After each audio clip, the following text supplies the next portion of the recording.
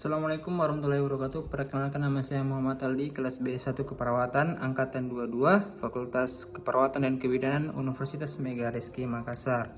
Baik, di sini saya akan membawakan materi yang berjudul Pemenuhan Kebutuhan Nutrisi pada mata kuliah Pemenuhan Kebutuhan Dasar Manusia. Baik, nutrisi itu adalah substansi organik yang dibutuhkan organisme untuk fungsi normal dari sistem tubuh, pertumbuhan, dan pemeliharaan kesehatan. Nah, nutrisi ini dibagi menjadi 6. Yang pertama itu adalah karbohidrat, protein, lemak, vitamin, mineral, dan air. Yang pertama adalah karbohidrat.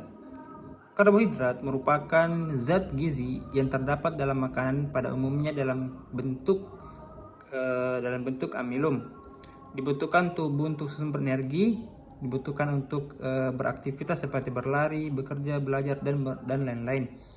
Membantu penyerapan, merangsang pertumbuhan bakterius. Kemudian bahan makanan yang banyak mengandung karbohidrat biasanya adalah makanan pokok seperti beras, gandum, sagu, jagung, kentang, ubi kayu, dan berbagai makanan dan olahan lainnya. Kemudian yang kedua adalah protein. Fungsinya untuk pertumbuhan, pemeliharaan, dan perbaikan jaringan tubuh. Seperti bentuk sederhana seperti asam amino yang disimpan dalam jaringan berbentuk hormon dan enzim. Kemudian asam amino esensial tidak dapat ditesis dalam tubuh, tapi harus dapat dari makanan. Kemudian sumber biasa berasal dari daging, hewan ternak, susu, dan telur. Asupannya sampai 10-15%. Kemudian yang ketiga adalah lemak berfungsi sebagai sumber energi, membangun jaringan, memberi rasa kenyang, dan sebagai pelarut atau pembawa vitamin. Nah, cadangan makanan lemak nabati seperti lemak yang berasal dari tumbuhan, lemak hewani, lemak yang berasal dari hewan. Asupannya 10-25%. Kemudian vitamin. Vitamin merupakan komponen minor tetapi penting bagi bahan pangan. Vitamin dibutuhkan untuk pertumbuhan yang normal, memelihara dan menjaga fungsi tubuh. Kemudian yang kelima adalah zat organik yang dibutuhkan oleh tubuh dalam jumlah sedikit. Fungsinya sebagai zat pembangun dan pengatur zat anorganik. Nah, zat yang tidak berasal dari makhluk hidup. Kemudian yang keenam adalah air. Air merupakan zat makanan paling mendasar yang dibutuhkan oleh tubuh manusia. Air menyusun 60-70% di seluruh berat badan, yang bersumber dari konsumsi cairan, buah-buahan segar, sayuran, dan air yang diproduksi selama oksidasi makanan. Kemudian proses sehat, intake cairan, yaitu output melalui eliminasi, respirasi, dan keringat. Kemudian yang kesembilan adalah metabolisme, semua perubahan yang terjadi terus-menerus dalam tubuh sebagai hasil aktivitas jaringan. Nah, proses suplai makanan sel tubuh manusia. Yang pertama, intake makanan dari luar ke dalam tubuh. Yang berproses, 1. Pemasukan makanan ke dalam mulut, koordinasi antara otot rangka dan sistem saraf. Yang kedua, pengunyahan. Yang ketiga, menelan atau koordinasi antara lidah, refleks paring, dan esofagus serta saraf kranial, dan membutuhkan waktu sebanyak 5-15 detik. Kemudian yang kedua, digesti, yang berarti perubahan fisik dan kimia makanan untuk dapat diabsorbasi dengan membantu enzim dan koenzim yang diatur oleh hormon dan saraf sebagai enzim. Kemudian prosesnya, nasi atau karbohidrat, kemudian tahu sebagai protein, dan keju sebagai lemak atau asam lemak.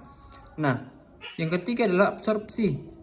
Proses masuknya partikel zat makanan dari seluruh pencernaan ke dalam pembuluh darah dan limfe. Prosesnya adalah mayoritas terjadi di usus halus, kemudian digester yang berupa alkohol dan aspirin, kemudian sistem limfatik yang berupa zat makanan yang larut dalam lemak, kemudian kapiler darah berupa zat makanan yang larut dalam air. Kemudian yang keempat adalah transportasi atau proses masuk zat makanan yang larut dalam lemak maupun ke dalam air, ke dalam sel. Nah, prosesnya adalah zat yang larut dalam air vaskular, kemudian ke vena, kemudian ke portal hepatika, hepat, dan sel. Kemudian zat yang larut dalam lemak kapiler, limfatik, pembuluh limpa besar. Kemudian selanjutnya adalah faktor yang dapat mempengaruhi nutrisi. Yang pertama, status kesehatan, fungsi pencernaan, proses penyakit, dan lain-lain. Kemudian kultur dan agama, usia, jenis kelamin, dan status sosial ekonomi.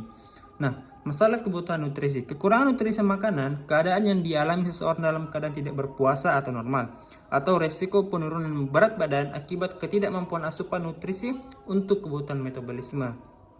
Kemudian ada beberapa tanda-tandanya. Yang pertama adalah berat badan 10-20% di bawah normal, tinggi badan di bawah ideal, lingkar kulit trisep lengan kurang dari 60%, adanya pelemahan dan nyeri, tekan pada otot, adanya penurunan alumni serum. Kelebihan nutrisi. Kelebihan nutrisi merupakan suatu keadaan yang dialami seseorang untuk mempunyai risiko peningkatan berat badan akibat asupan kebutuhan metabolisme secara berlebihan. Kemudian malnutrisi. Malnutrisi adalah keadaan di mana tubuh tidak mendapat asupan gizi yang cukup. Malnutrisi juga dapat disebut sebagai keadaan yang disebabkan oleh ketidakseimbangan antara pengambilan makanan dengan kebutuhan gizi untuk mempertahankan kesehatan. Kemudian yang terakhir adalah obesitas. Obesitas merupakan masalah peningkatan berat badan yang mencapai lebih dari 20% berat badan normal. Status nutrisinya adalah melebihi kebutuhan asupan kalori dan penurunan dalam penggunaan kalori. Itulah tadi materi yang dapat saya sampaikan. Kurang lebihnya mohon dimaafkan. Assalamualaikum warahmatullahi wabarakatuh.